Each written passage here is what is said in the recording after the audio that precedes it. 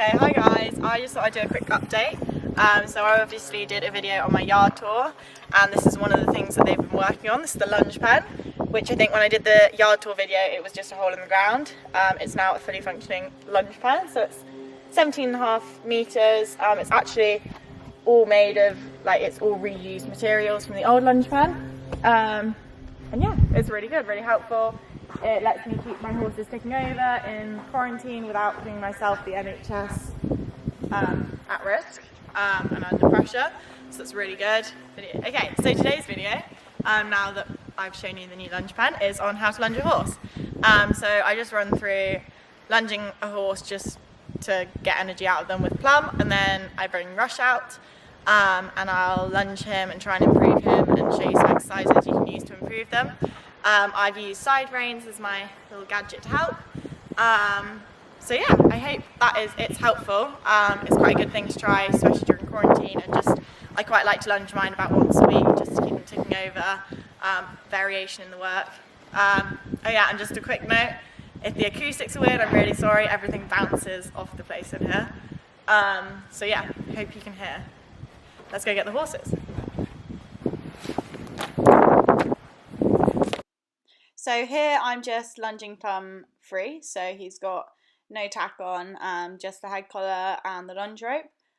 This is because he is just being exercised so that he can have a bit of a runabout. He is 20, he doesn't need to improve his way of going or anything, so it's literally just for him to have a run around. The important thing here is just thinking about how you hold the lunge line. So I've made kind of a triangle with my left hand pointing towards his head, my right hand and the whip pointing towards his bum. So he's the point of the triangle. And I keep the loop in my right hand. I'll swap it over if he was going in the other direction. And then you want it to be a giving rein so that it can go forwards and back if he comes towards you or away. You want to don't let it fall onto the floor. Keep a good tightness on the lunge line. And I think you're good to go. So here is Plum having a little run around. Okay, so I've now got Rush out, ready to do ready to lunge. So I've got him in his dressage bridle, so just a nice snaffle bit.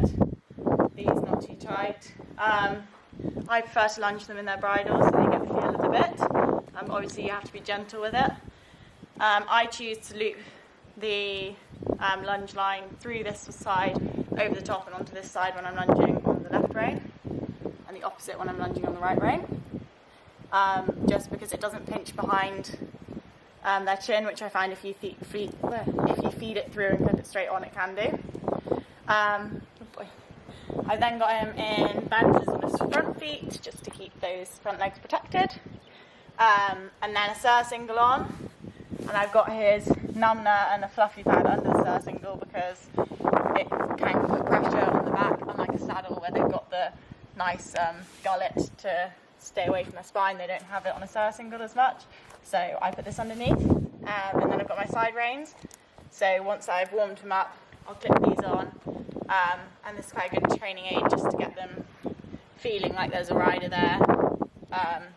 So yeah, we will give him a lunge. So first I'm just going to give him a quick warm up, so I'm not going to attach anything, just let him loosen up, feel his footing, and yeah, see how it goes.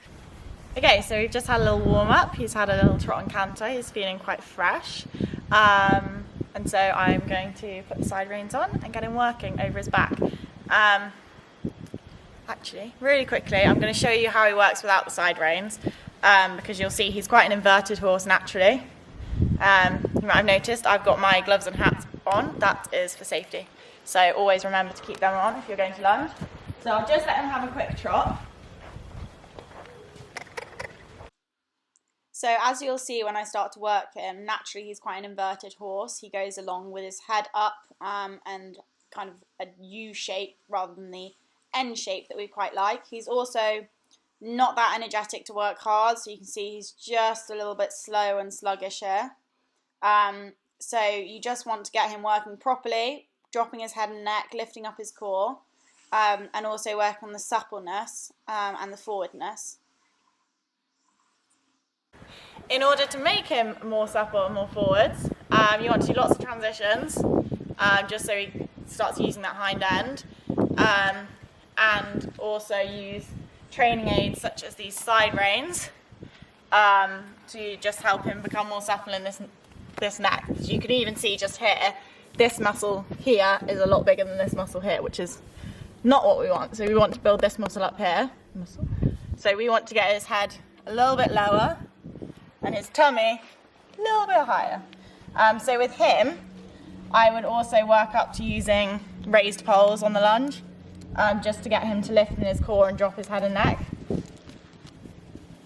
Because of the level he's at, I will do my side reins reasonably tight, not uncomfortable, but he can have kind of some pressure put on him. With a younger horse, I wouldn't want them tight because I want them just to learn what a contact is and that they can go freely forward into a contact. He doesn't have that issue.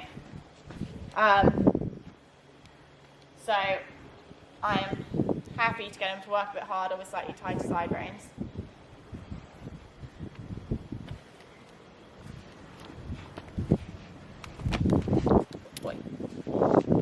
So immediately he's just dropping his head and neck, he's just feeling it for a minute.